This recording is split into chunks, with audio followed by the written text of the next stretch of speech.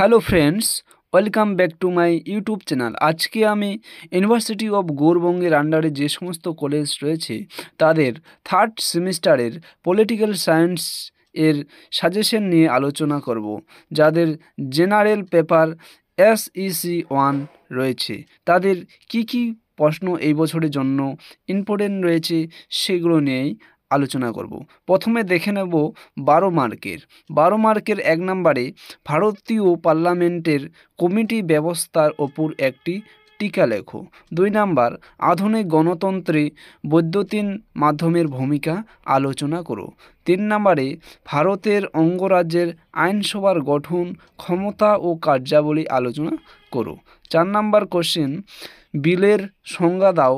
ভারতীয় পার্লামেন্টে সাধারণ বিল পাশের পদ্ধতি আলোচনা করো।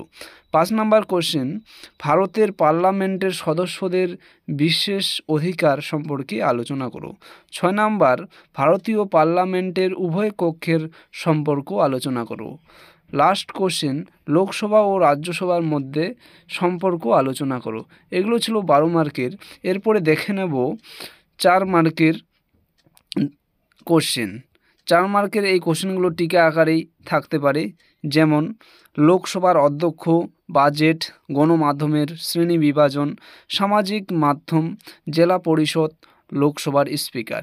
এই কোশ্চেনগুলো 2024 সালের জন্য খুবই ইম্পর্টেন্ট এবার রয়েছে, তাই তোমরা অতি গুরুত্ব সহকারে এই প্রশ্নগুলো দেখে যাবে।